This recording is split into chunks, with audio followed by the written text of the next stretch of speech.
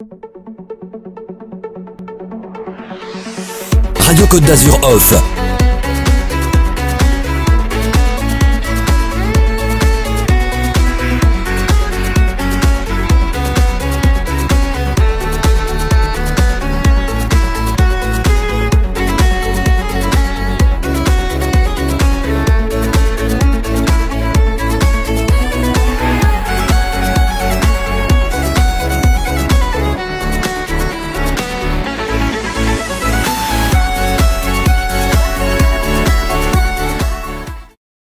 Bonjour, alors aujourd'hui nous allons nous retrouver dans le cadre vert des arènes de Cimiez.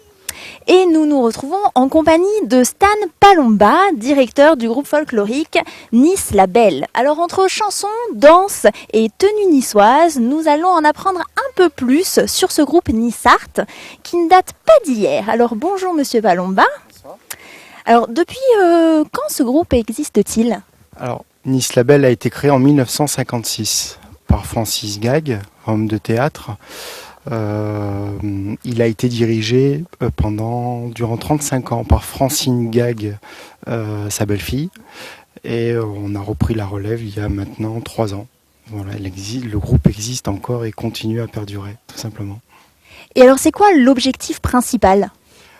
L'objectif, c'est de faire et de continuer le rêve de Francis Gag, de continuer à danser en costume traditionnel niçois, à danser, à chanter sur Nice, la région, en France et à travers le monde, tout simplement.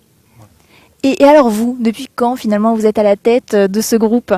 Je suis à la tête de ce groupe depuis 3 ans, mais je fais partie du milieu folklorique depuis une petite trentaine d'années. L'année prochaine, je vais faire 40 ans et je ferai 30 ans de folklore aussi également. Voilà. Mais ça fait 3 ans que nous dirigeons le groupe. Justement, c'est ce que j'allais vous demander, c'est comment on en arrive à diriger un groupe folklorique local ? Ça s'improvise pas, ça se fait comme ça. Francine nous a quittés il y a 3 ans, il fallait quelqu'un pour continuer l'aventure. On s'est réunis avec tous les membres du groupe et puis j'ai proposé ma candidature et en avant.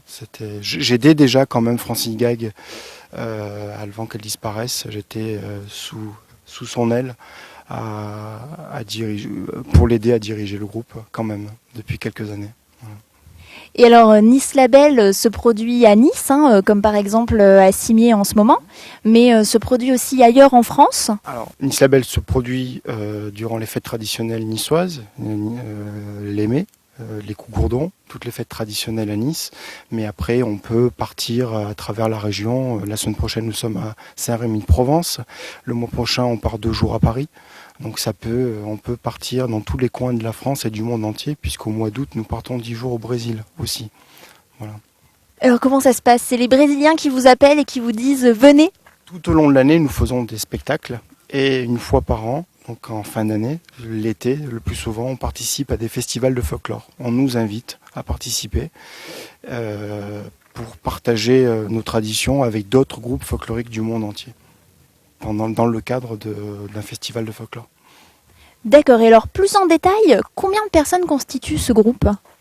Le groupe est composé aujourd'hui d'un petit peu moins de 70 personnes. Ce ne sont que des bénévoles, danseurs, danseuses et musiciens. On dirait qu'on n'y rentre pas comme ça, on n'y rentre pas par hasard, on va dire, c'est par bouche à oreille. Des fois c'est la famille, c'est un cousin, c'est un copain, une copine. Le plus souvent on y rentre parce qu'il y a une bonne ambiance. On commence à apprendre à danser, on y reste.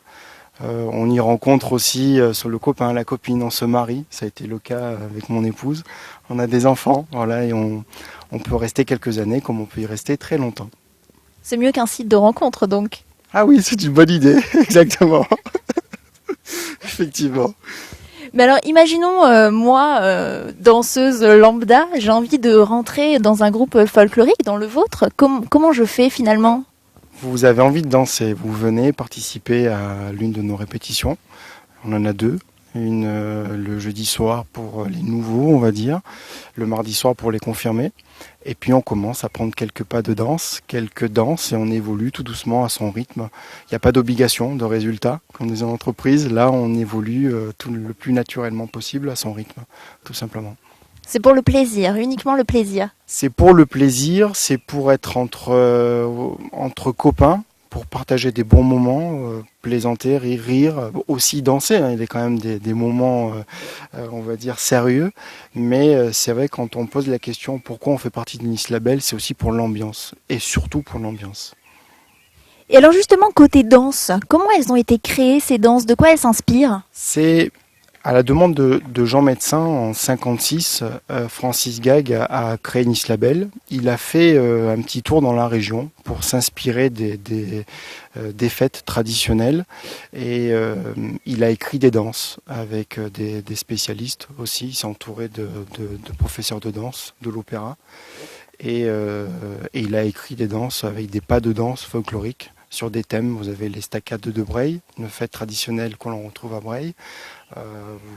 Bien évidemment en costume de pêcheur, on retrouve des morceaux de musique traditionnelle que les Niçois connaissent bien. Et voilà, tout est orchestré avec une belle musique et des danses qui sont très anciennes. Est-ce qu'on peut espérer finalement voir de nouvelles chorégraphies arriver? Parce que Nice a beaucoup évolué, donc finalement, est-ce que les chorégraphies ne peuvent pas évoluer également? On crée de temps en temps quelques nouvelles danses, heureusement, pour étoffer le répertoire. On a créé la danse du Sépon, du Tel. On a créé la danse des bugadières, donc, qui étendaient le linge le long du paillon. Oui, bien évidemment, on essaie de se renouveler en créant de nouvelles danses, mais aussi en créant de nouveaux costumes. Comme le dernier en date, c'est le costume de carnaval de Nice. Et alors, qui crée ces costumes? On a dans le bureau des personnes qui s'occupent des danses, mais après ça peut être un membre qui a une bonne idée, on a quelqu'un qui fait des recherches de nouveaux costumes au travers de livres, de très anciens livres niçois.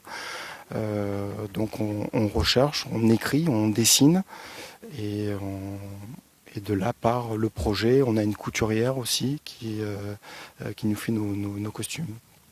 C'est vraiment une motivation commune en fait, c'est très participatif.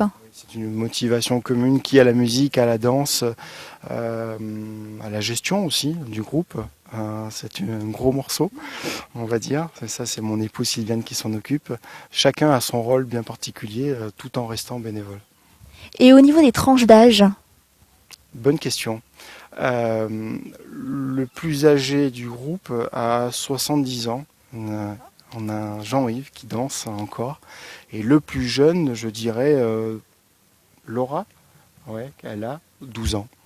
Donc de 12 à, pas 77, mais 70 ans. C'est assez varié. Et c'est vrai que sur scène, le public aime bien voir toutes les tranches d'âge. Principalement, on voit beaucoup de jeunes, mais toutes les tranches d'âge sont représentées. Et alors, à quoi ressemble la vie des membres justement du groupe folklorique? Je suppose qu'il y a des répétitions. Quelle discipline finalement il faut pour apprendre ces danses et ces chants?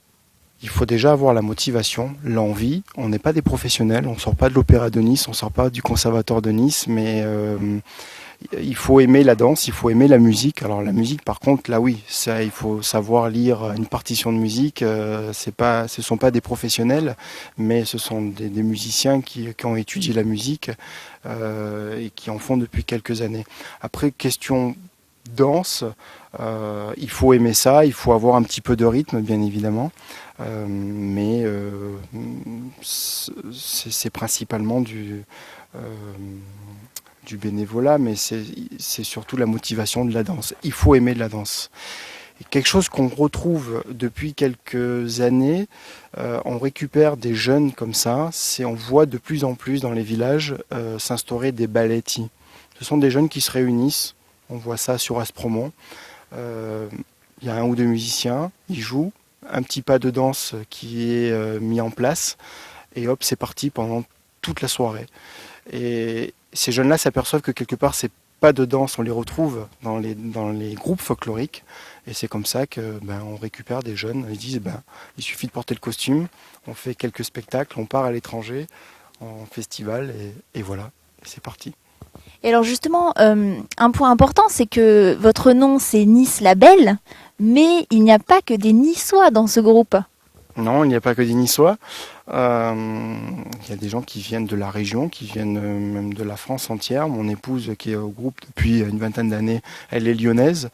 Je suis très très ancré à Nice. Je pourrais pas partir de Nice, mais vous voyez, je suis né à Paris. Bon, c'était un accident, mais non, il y a des gens qui viennent de partout. Et en termes de difficultés, justement, on parlait de la danse, on parlait du chant, mais il y a c'est niçois, la langue est niçoise. Donc, est-ce que vous donnez des cours à tout hasard pour pouvoir chanter correctement? On donne pas de cours de niçois, quoique Pierre-Louis Gague, qui est président de la partie théâtre, ça lui arrive de temps en temps de donner des cours à des membres qui le souhaitent. C'est possible de le faire, ceux qui veulent apprendre le niçois. On a des membres de Nice Label qui dansent, mais aussi qui jouent dans la partie théâtre. Donc en même temps, ils apprennent le niçois, mais tout est possible. Et alors, qu'est-ce que vous diriez justement aux nouvelles générations de Niçois et Niçoises et de gens donc de la région pour leur donner envie de venir rejoindre et de venir perpétuer finalement toute cette culture locale?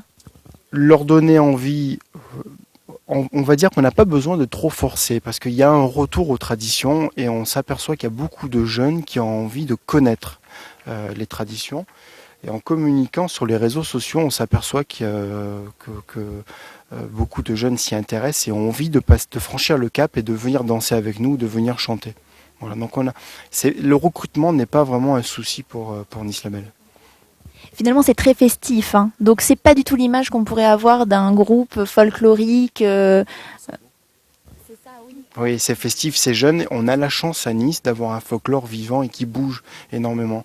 Quand on part à l'étranger, même quand on part, on va dire à l'étranger, mais au-delà du Paillon, c'est-à-dire dans le Var, souvent le public est surpris, les gens sont surpris, mais vous avez un groupe qui est assez dynamique.